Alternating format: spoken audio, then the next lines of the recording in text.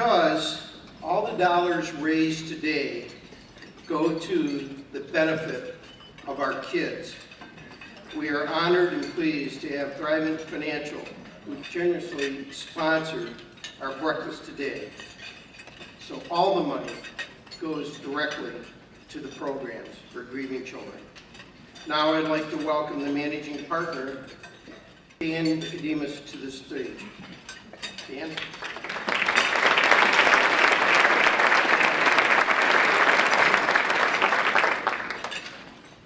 Well, thank you, Mark. It's really an honor to be here.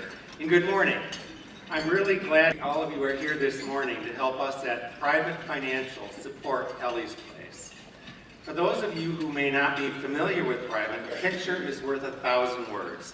So on your tables and on the screen, you'll see our, just see this card that simply tells our story.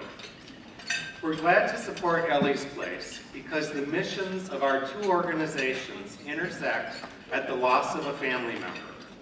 While we at Thrivent help families be financially prepared for loss, Ellie's Place helps families through their loss in a very different but critical way. The difference we both make in the lives of families is immeasurable. We're honored to help Ellie's Place support families through their grief. To use a phrase that's embedded in our story, I encourage you this morning to live generously. Thank you. Good morning, we're the Carr family. I'm Tammy. This is my husband Jason, our sons CJ and Tommy. September 23rd, 2014 is the day that forever changed our perspective on life and on what is truly important.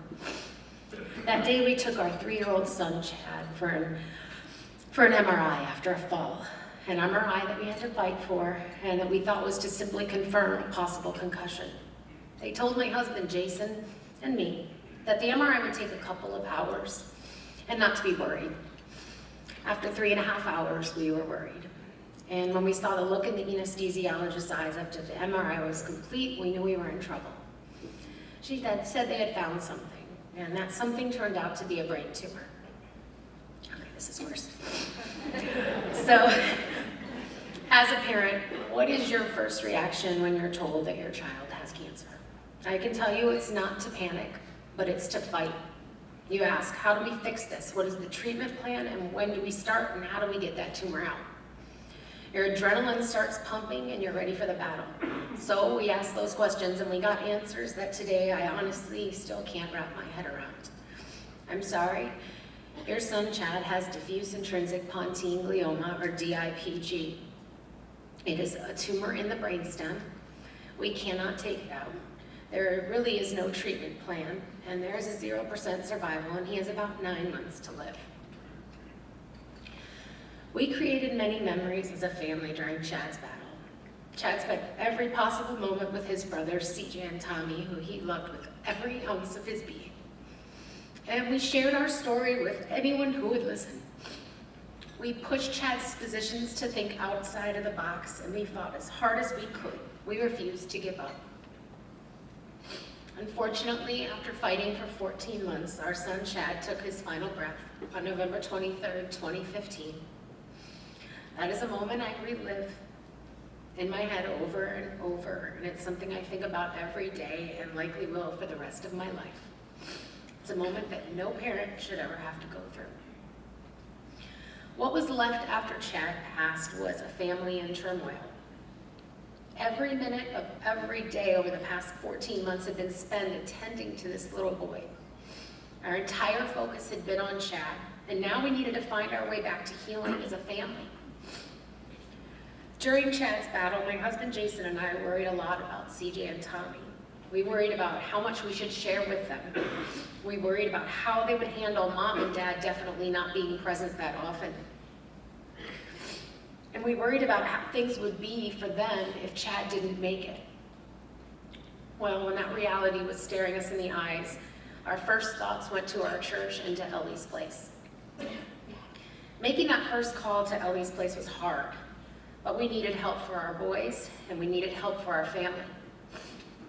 As parents, we knew the pain we were feeling about losing our child, but it was really hard to know what CJ and Tommy were feeling about losing their brother. We talked about Chad, but we never really felt like they wanted to share too much with us. They didn't like it when Mommy cried, and we felt like they were trying to protect us. What a comfort to know that Ellie's Place was there to help us navigate this horrible time. When we went to our first night at Ellie's, the boys reluctantly agreed to participate. CJ's experience immediately changed when he saw someone he knew from sports at the potluck. He didn't know that this boy was going to be there, and he never even knew that he had lost a little sister. CJ immediately had a connection that helped him to realize he wasn't alone. There were people he knew who understood his pain. That was huge. Tommy was a little harder to convince, but we kept at it, and with this guy, if he's not complaining about going, then that means he's actually enjoying it. It didn't take long for him to get to that place. And on the night when I asked about his group, and his response to me was, "What happens at Ellie's Place stays at Ellie's Place." I knew he was there. You see, that's one of the biggest fears that Ellie's Place helps to alleviate. You don't want to push your kids through their grief. You don't want to make them talk to you if they don't want to talk to you. But you're scared for them. You want them to be okay. And knowing that they're talking to someone, knowing that they're meeting other people just like them who get it, that is such a comfort.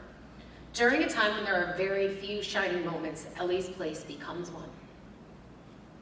In addition to the support for our kids, Jason and I were able to join a support group of parents who had lost children. There were so many wonderful people in our lives. We really are blessed to have an amazing support group and community. But very few of them really understand how we're feeling. And we don't want them to even try to understand that, honestly. But the parents group at Ellie's Place was different. Everyone in there understood and shared our pain. We were able to learn from those parents who were further along in their journey than we were. And we were hopefully able to give those who came after us help. The purpose of Ellie's Place is to help grieving children, but I know they also provided a tremendous resource to me and Jason as well.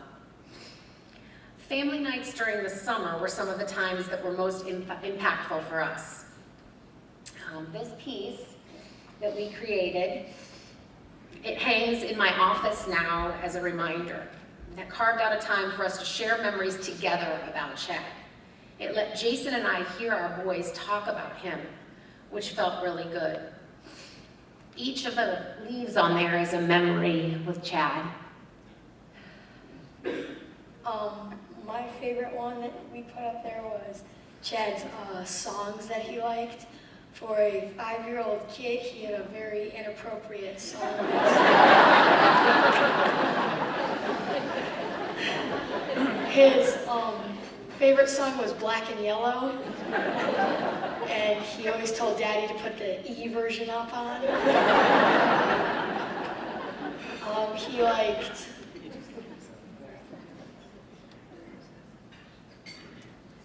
He liked Uptown Funk by Bruno Mars and Apple Bottom Jeans, which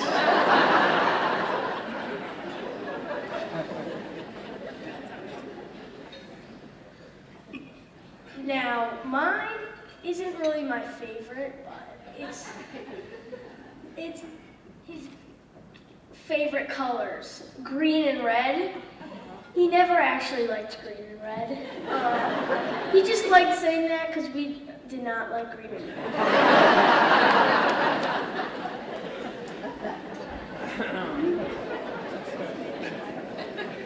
So mine that I put on there says Tootie, and Tootie was Chad's dog, and he named this dog.